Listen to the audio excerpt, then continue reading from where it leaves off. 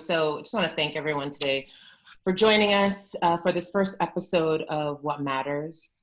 We created What Matters to be a salve and a safe place for us, an opportunity to tell our stories, to amplify our voices, and to imagine and create solutions to transform our communities.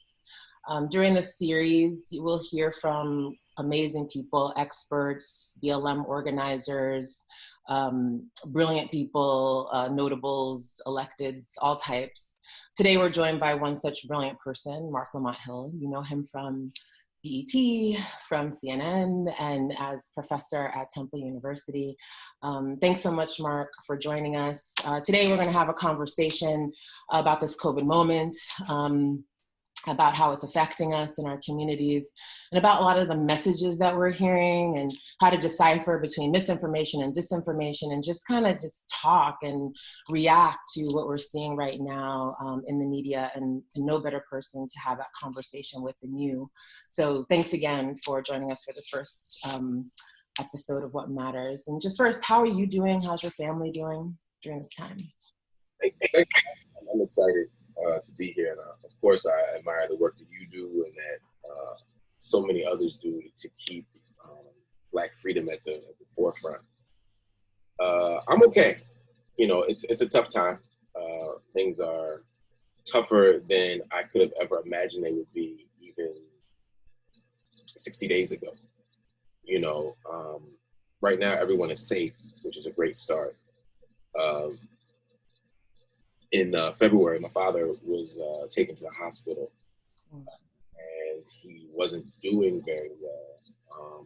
We met with doctors, and they weren't optimistic. We met with the palliative team, which is sort of the team you meet with at, you know, sort of the latter stages of life.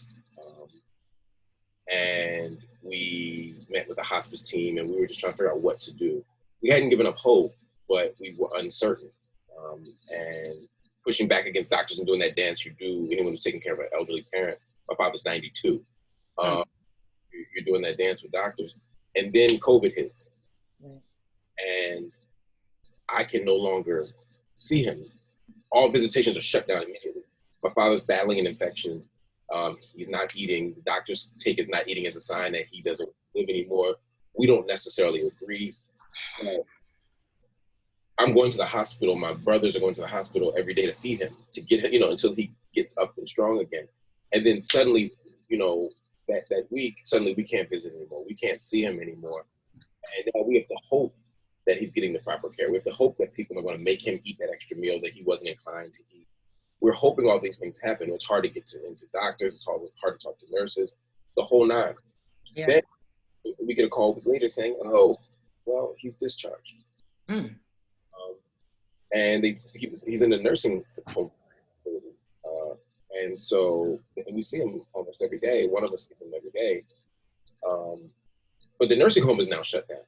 On the one hand, it's okay because you don't want people to come in and make the nursing homes sick. We've seen what happens when nursing homes get COVID, right? It spreads. It's very dangerous. And we die that way. Well, on the other hand, now, here I am now, almost week 7 of not seeing him, you know, and we're all like hoping, one, that he's hoping he survives the initial illness, hoping he doesn't get COVID, which would be a death sentence for so many people this age. Right. And hoping that we haven't seen him for the last time because we can't get in and there's no end in sight. So dealing with that in the midst of everything else has been a challenge for me and the rest of my family, no doubt about it. Yeah. But I compare that to what I've seen, you know, with other friends. My best friend lost his grandfather. You know, his father just got off a ventilator yesterday. You know, I'm watching people lose 2 and 3 generations of family members. I'm watching people not be able to. So against the backdrop of that, I say I'm doing as well as I can be. Right. Yeah. I'm really upset for those out there who are doing much worse and with fewer resources to manage that. Yeah. Thank you for sharing your story and I'm so sorry to hear what's going on in your family. As you said, it's happening with so many of us. We're struggling out here.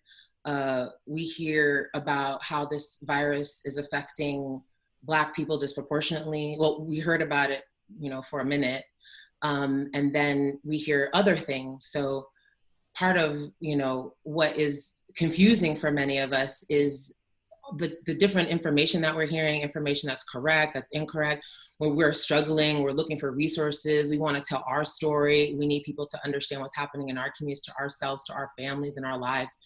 And we're faced with a lot of information that's either not relevant or damaging in many ways. And I wanted to get your take on, we're seeing a lot of stuff right now in the media about these protests that are going on, these, you know, anti-quarantine folks that are out there with the signs and the arms. And I just wanted to get your take on that. Like, how damaging is that for us to be seeing? Yeah, I think there's two streams here.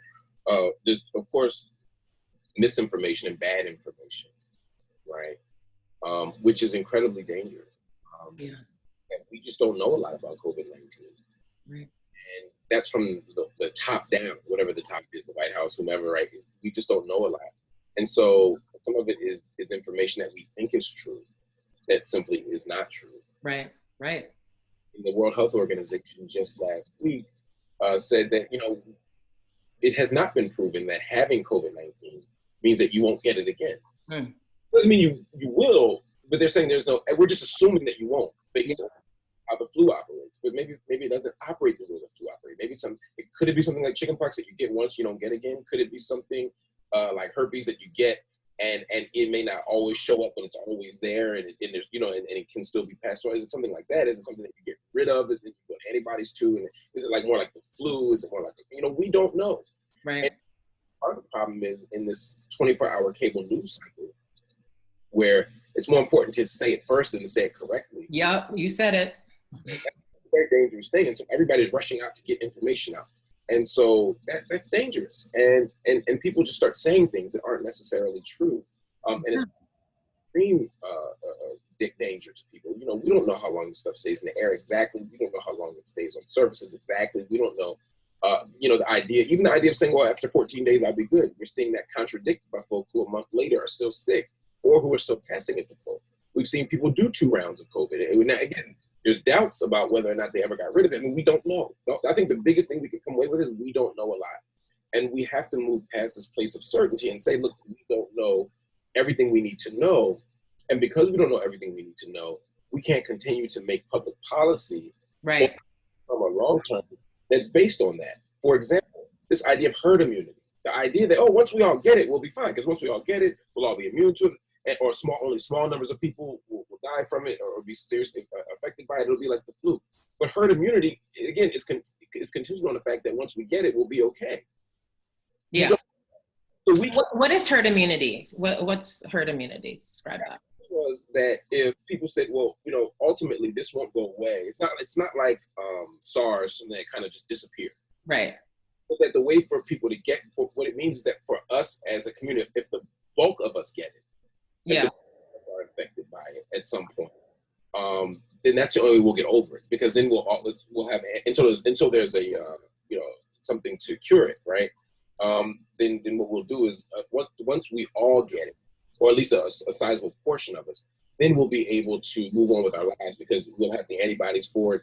You know, we won't be constantly passing. We won't be in a state of crisis. The hospitals won't be overrun because most people will have already had it or experienced it. And then by the time we come up with, you know, a shot for it or something to prevent people from getting it, which at least 11 months away from, could be 16 months, according to science.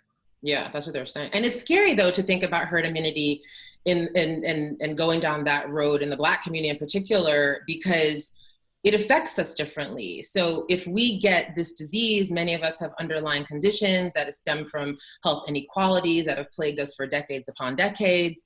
And so as a result, many of us don't have health care to be able to run into our doctor's office and feel, you know, like we're being treated for whatever symptoms that we're experiencing. So it's hard to imagine a world in which herd immunity is the solution, because it's essentially putting us at risk. We live in multi-generational homes where our grandparents live with us and are around the kids. I mean, it's just, it's frightening to imagine us and our communities focusing on that as a solution. Right. I mean, any analysis we have of the situation, any solution we come up with has to take seriously issues of power and relationships of power.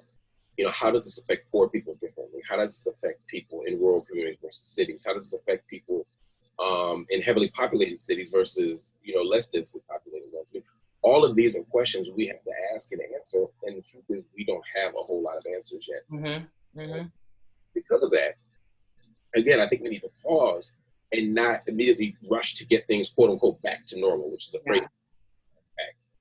The problem is, if our end goal of normalcy is really just to revive capitalism, it's just to make sure that the rich stay rich and the wealthy stay wealthier.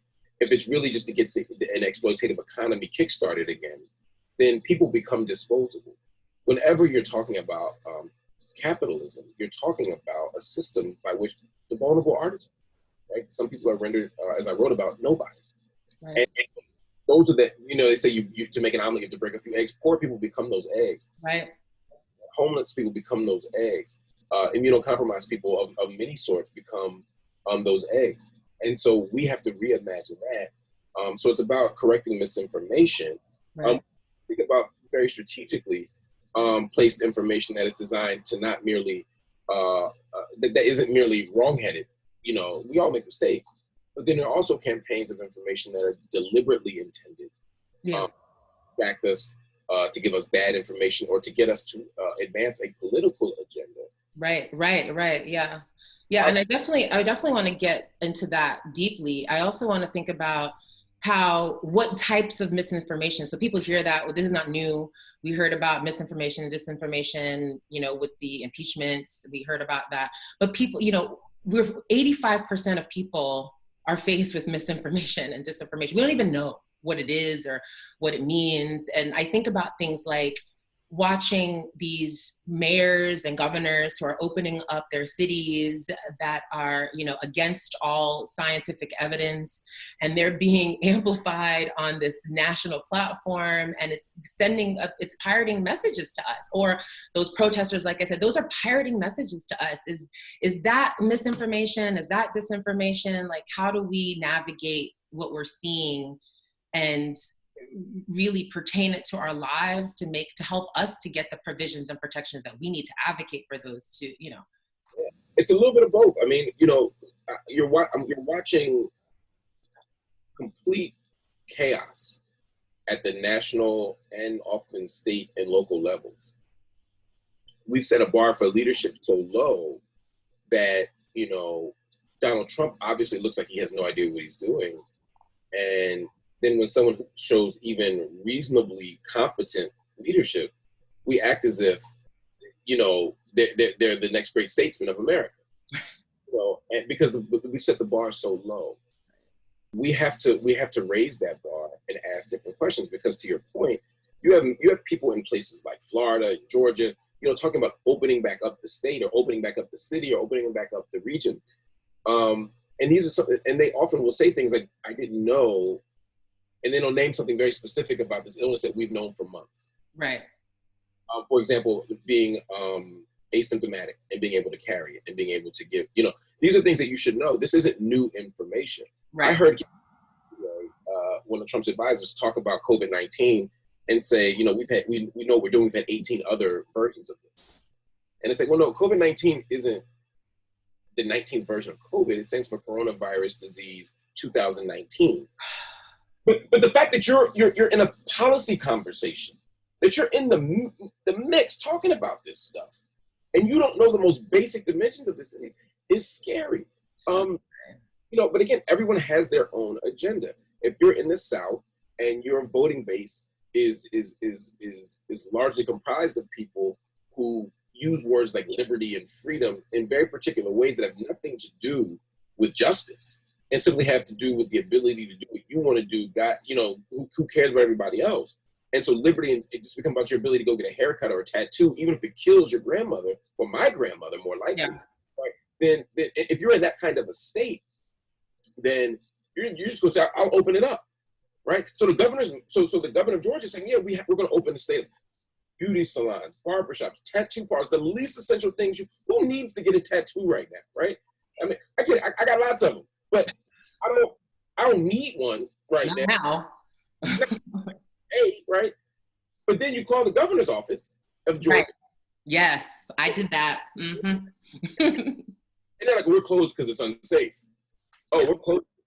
We don't do tours. It's not safe to be outside. Well, if it's not safe to be outside, how's it safe to go to a hairdresser? How you got me going to get my nails done, right? Mm-hmm. And so at that level, it's not just a question of bad information, although they have bad information. They're just not well informed. We're in a moment where the president simply isn't particularly intelligent. I'm not saying he's dumb, but he's not particularly intelligent, certainly not like his predecessors. And he's not particularly curious. Right. And he's not particularly open to listening to other people. That's always a problem, but when you're dealing with a global health crisis, it's particularly dangerous. And so he's saying things like, well, I can do what I want. I can tell the states what to do, which obviously is not constitutional or legal. But on the other hand, when things start to look bad, he says, oh, well, yeah, I don't want Georgia to open up, but they're doing it on their own. I think they shouldn't, but I'm going to let them do whatever they want, even though I could stop them if I wanted to, right? So it's all these mixed messages so that he doesn't have to take blame for what he's doing, but he gets to reap all the benefits of the political gains that come from a Republican red state governor opening up the state. Right. Yeah, it's very difficult for us to see all of these different messages and to navigate what's real and what isn't, and to see, when I see the protesters, it makes me feel like it's like everybody, it's anybody who voted for Trump, when in fact it's a handful of people, it's militants, it's white supremacists, it's anti-vaxxers, it's people who are fringe, you know, that's what we're seeing. We're seeing all that trumped up, and no pun intended, and it's really being this, and it's confusing. It's just like, how am I supposed to feel? And it's very difficult. And we also hear about, you know, folks on social media, and they're literally seeing ads and trolls and international agents creating advertisements and messaging that are just straight lies. Yeah. They're just untrue. And, you know, like Black people couldn't get COVID. Like that was a thing. People said this. Right, and it's like, you know, when our social platforms are, when watch groups and advocacy groups flag these things, and when our social platforms don't correct what these mistakes or these lies that are being told to us, you know, after fact checking, when that doesn't happen and we walk around carrying these mixed messages or wrong messages, what do we do? You know, how do we navigate that? Where do we go? How do we navigate the message that we receive to, in this moment where, as you said, it is dire, it is critical, it is not a joke, but where we need the truth? How do we find it, and where do we go, and what can others do to make sure that we're getting the right messages? It's a great question, and part of it comes down to first acknowledging that this is deliberate. Some of this, right? That this people who have bad information. Again, we all made suggestions or ran with information we got that may have been not 100% at a given moment, right? And new information is coming out every day. Like I said, the World Health Organization just made this declaration a few days ago. And so when you get new information, you use it. That's okay. But everybody doesn't operate in good faith. Right. So when we begin to see people keep saying, oh, this is just the flu, even after every major health official said, this ain't the flu. Right.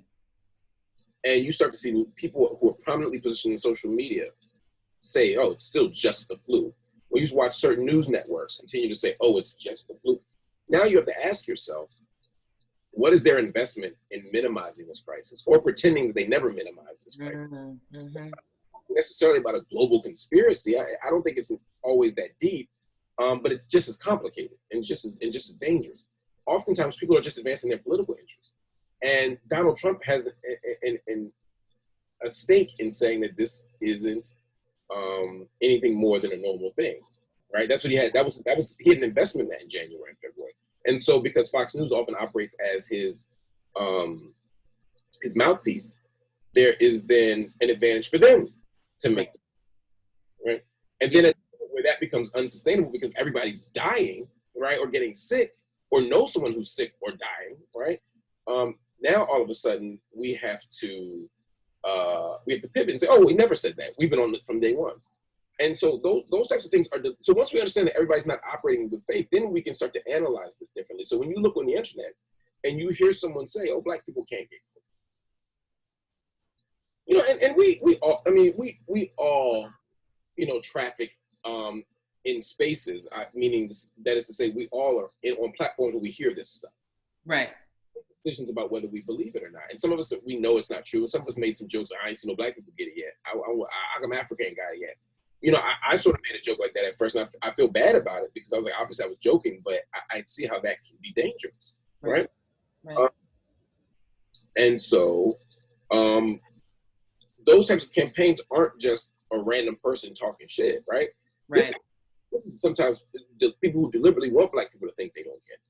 If there are people having white nationalist marches, if there are people who on this very day are leading marches against gay people, against black people, against Jewish people, against women, against trans folk, like if that's the case, then we can't assume that there's also not an internet campaign to match the street campaign, you know, that is intended to turn resources away or turn the people themselves away from those resources.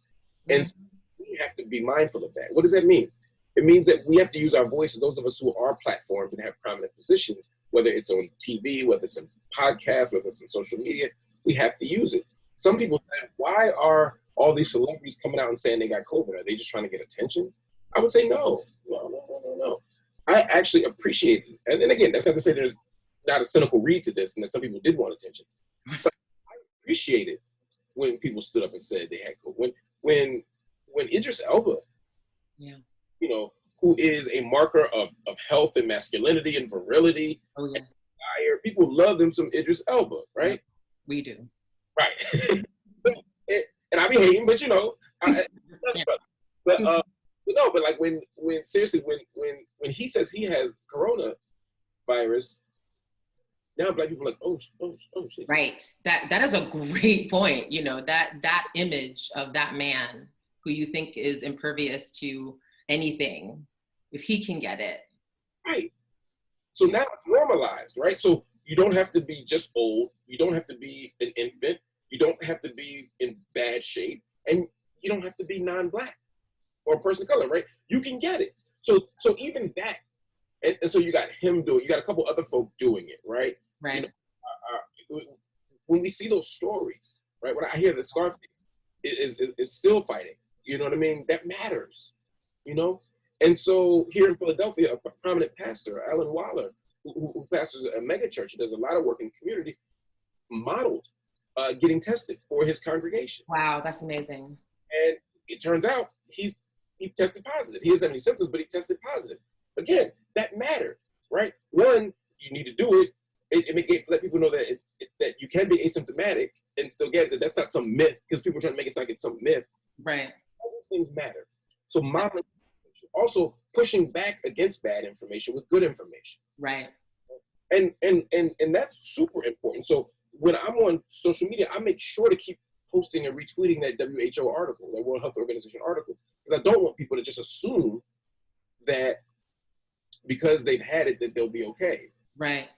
Or that because they know someone who's had it, they can just go over there and hang with them. We don't know. I'm just saying we don't know, and it's okay. And we have to establish what we know and what we don't know. Disputing, because lately I've been disputing and pushing back against certain public figures or quasi-public figures who are attempting to, you know, advance, again, this flu argument, or it's no big deal, let's get the economy started, you know, a chance of dying in a car accident or a fire, all this dumb stuff that doesn't make any sense. I push back against that because people put a trust in us as leaders, and we have to push back against bad information or else we're complicit. Right. You know? And then it's okay to just say, I don't know. You know, to wait until you have something to say it. You know, I'm not a doctor. I'm not an epidemiologist. I'm not a scientist. I don't do this for a living. And so any information, all I can do as a researcher is get the best information that we have access to and distribute it to the people who need it the most. And if we do that, we can get somewhere. Just to pivot a little bit, because I think you raised something else that I think is important that I'm so glad you brought up, which is the structural stuff. Right. You know, we got to have a conversation and engage in thoughtful action with regard to the structural stuff, because even when you get past the information question, there's still this question of how do we end up in this circumstance, and how most vulnerable people once again end up in the most vulnerable circumstances, because we keep talking about Corona, as America loves to do, in this race-neutral, colorblind, absent class analysis fashion. And so we say things like, this is the great equalizer. No, it's not. HIV/AIDS wasn't the great equalizer. 9/11 wasn't the great equalizer. None of these things are the great equalizer. Tragedies happen to everybody. Right. But we are differently impacted, right? 9/11 was an extraordinary tragedy to everybody. But the Patriot Act had a different impact on Muslims and on Arabs and on Desi folk and on Sikh brothers and sisters. I mean, it had a different impact. Again, everyone was impacted by this awful tragedy, but there was a different impact. HIV affects everybody. But every piece of evidence and data shows that urban areas, black men in particular in certain areas had a higher infection rate. Urban areas had a higher infection rate than rural areas at one point. I mean, there are all these kinds of subgroups that we have to look at and say, wait a minute. And when we look at Corona, yes, we all can get it on the same subway, but who has access to the resources? Who has access? I mean, even the idea of quarantining that's a rich idea. Self-isolate. Yeah, it is. I mean, I'm lucky enough to self-isolate. I was in I live in Brooklyn and Philly. And I was in my place in Brooklyn, writing and trying to do some stuff, some real privileged stuff to be able to do. And I saw how crazy Brooklyn was. And I was like, I'm getting out of Brooklyn. I jumped on the train to Philly and came to my house in Philly and ain't been back to Brooklyn since. That's a privilege. Yeah. I can fill up my refrigerator and not have to go outside except minimum, right?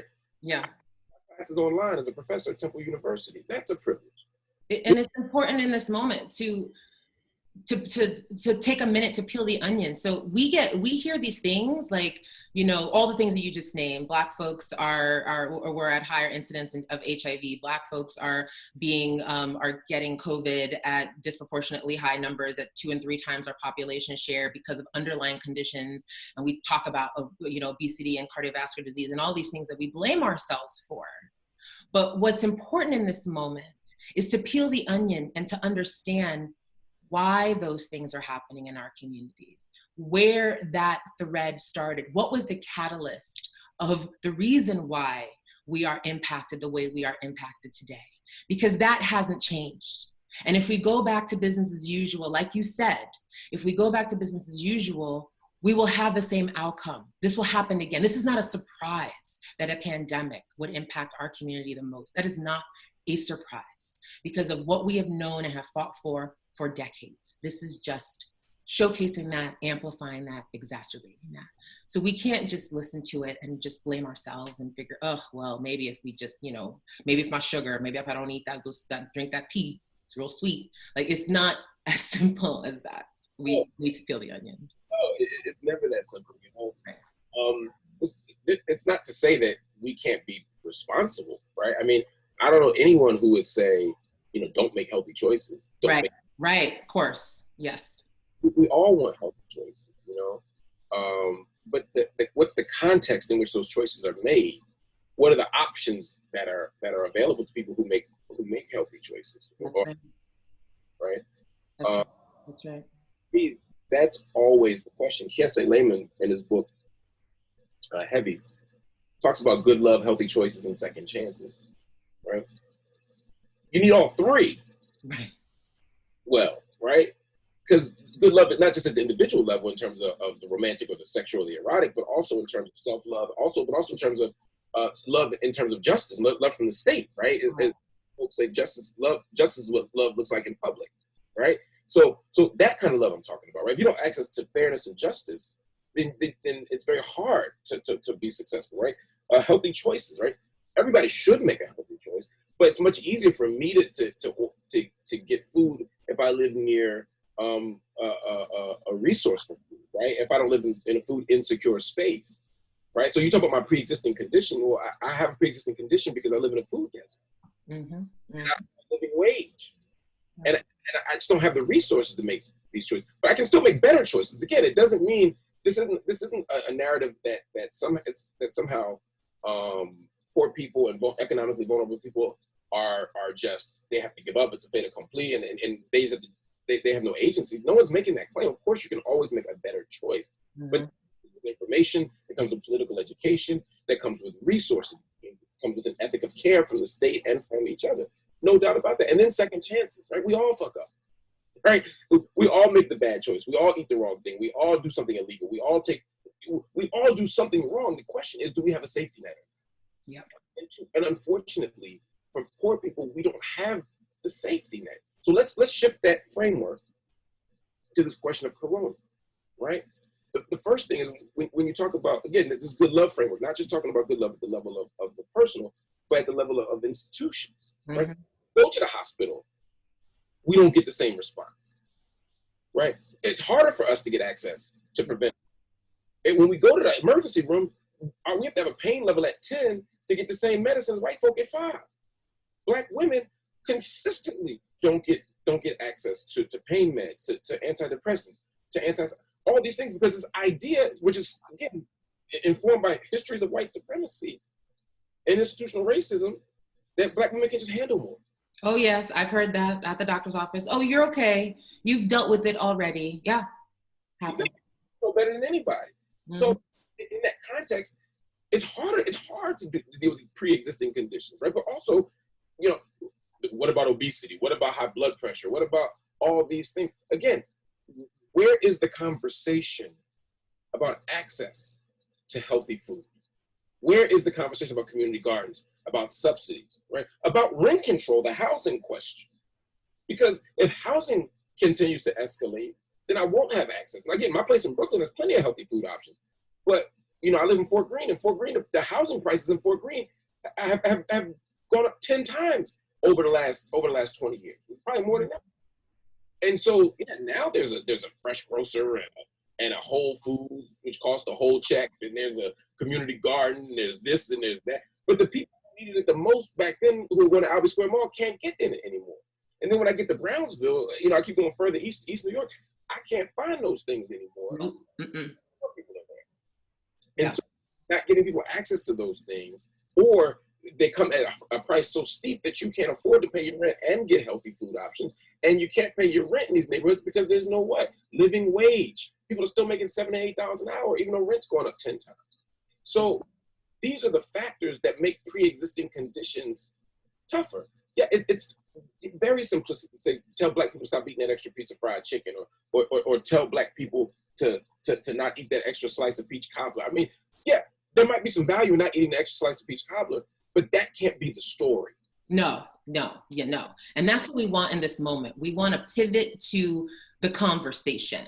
We want to have that conversation. If we don't take this moment where we are told these things and we see these things and the haphazard data that we're receiving trickled in now and again is telling us these things, if we don't take this moment to address the bigger issue and advocate for the provisions and the protections that we need in this moment, we can't see it go back to the way it was. I mean, that's just the bottom line. It's enough. It's enough. And now we're dying again for something else, for another reason. Enough. Anyway, I wanted to also talk to you a bit about what are your thoughts around how this misinformation and disinformation is going to impact the election? So we're having an election. It's happening. It is the first week of November, first Tuesday, as it always is. It's constitutional. And so we have to vote in this new COVID moment. What are your thoughts about it? Yeah, you know, I've always said we shouldn't romanticize or fetishize voting. It's not magical. It doesn't solve all of our problems, but it is a tactic. It's not the strategy, but it's a tactic, right? It's part of a broader strategy. And the stakes are so high right now. And we cannot afford to sit out an election, right? We never can afford to sit out an election. Right. We have to make different strategic choices in each election on what we want to do. But using our voice at this moment is so critical. One of the things, and I'm take the White House off the table just for a moment, not because it doesn't matter, because it's not the only thing that matters. Right here in the city, in my city, Philadelphia, but in lots of cities, determinations are being made on whether to open up or close the city right now. And by the way, the reason I keep using that in quotes is because this idea of cities exist whether capitalism is happening or not, whether businesses are open or not. And the idea of framing it as closing the city sounds as if it's something pejorative or negative happening, and opening the city somehow, again, it appeals to this very thin, narrow, immature notion of liberty, right? I'm going to open things up. All you're doing is opening up a petri dish, right? So I don't use the language opening and closing, but the idea of what to do with the city, how to manage public works, how to manage public accommodations, how to navigate all these things are being determined by mayors. They're being determined by governors. You know, the bill passing through these bills about whether to give funding to small businesses, for example, in a state. This happens in state housing. And so if we're going to pay attention to these elections, we have to pay attention to the fact that over the last 3 decades, really 4 decades now, Republicans have masterfully taken over state housing because we don't pay attention sometimes in off-year elections. And I don't mean Black people, I just mean the electorate writ large. A lot of times we only think about the presidential elections, the Super Bowl, and so all these other years, we're letting people win city council seats and state house seats that then turn into bills and form other, that in ordinances that prevent transibs from being able to access bathrooms or prevent folk from being able to get computers in their schools or prevent the public library from being open or whatever the thing might be. And at this moment, we've seen so much evidence of that in this moment, in this pandemic moment, of how states are using their power in ways that have been plotted out for decades. They didn't plan on a pandemic, but they knew that if they continued to build state power, they could control courts, they could control laws. And it's playing out right now in a way that they probably couldn't have anticipated. No one could plan on COVID-19, but what they could plan was moments where they could wield power. And then we get to the White House. Whew. Donald Trump, right, probably the worst president this nation has ever seen. Even if you take partisanship off the table. Because I could make an argument for Reagan having the worst impact on the vulnerable in terms of the ways he shrunk the government, the ways he expanded the military industrial complex. But in terms of actual statesmanship and leadership, this is the worst thing we've ever seen. On top of that, you have Trump, again, advancing policies that are of extraordinary detriment to us. Yes. So with that in mind, we need to launch a principled and pragmatic campaign against Donald Trump. Yes. Getting Donald Trump out of office has to be the biggest goal we have right now. Yes. Yes. And it's frightening to think the stakes were high before COVID, right? The stakes were high already when we thought about this election and we thought about how we were moving forward in this election and the reasons why Black people need to come out and vote. The stakes were already high. Now the stakes are even higher because the person in leadership is going to be the person that is going to carry this country through the remainder of this virus, hopefully short-lived, and the recovery. And that person is going to be not just a policymaker, but they will be a representative. They'll be a beacon. They'll be a North Star, a lighthouse for people to see that will make them feel better or worse, make them feel safe or unsafe, and make them feel like there's hope or feel hopeless. And that person and that role, and not to acknowledge all the other roles that you mentioned, because those are critical as well. Down ballot is very important. It is key to in our future to get that right. It's scary because of our quarantining. It's scary because we hear Fauci and others talk about how there'll be a second wave in the fall, and thinking about how we're actually going to do it. Not even the who, but the how.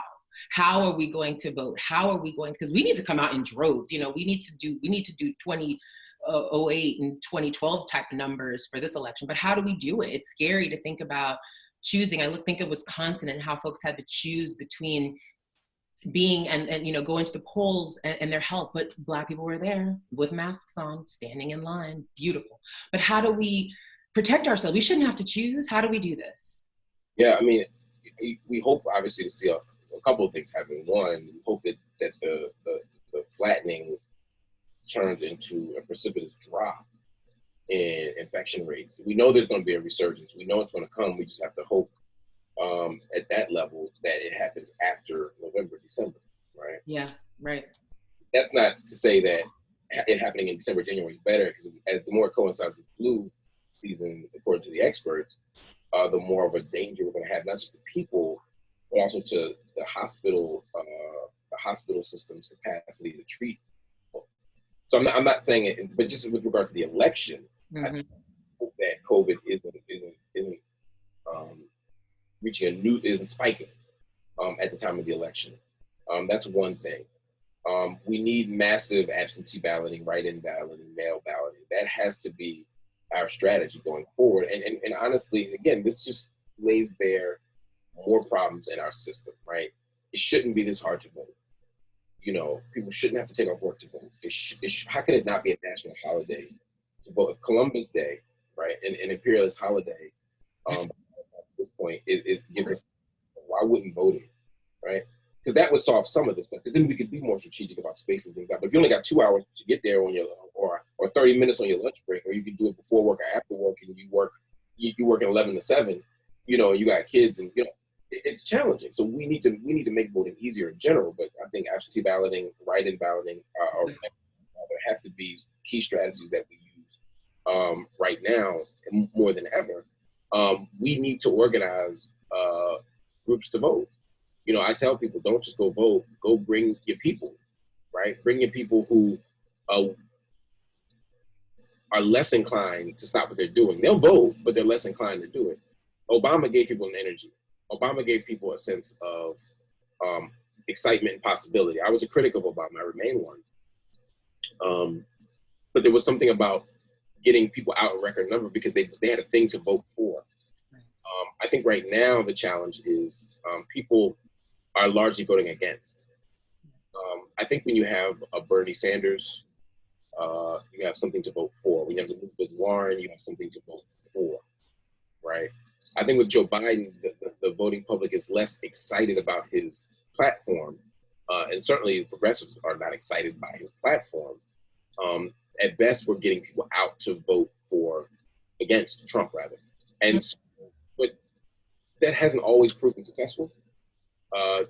John Kerry, you know, was the candidate who said, hey, vote for him. You'll be voting against Bush. You'll be voting against lies about weapons of mass destruction. You'll be voting against wealth, against weapons, against the illegal invasion and occupation of Iraq.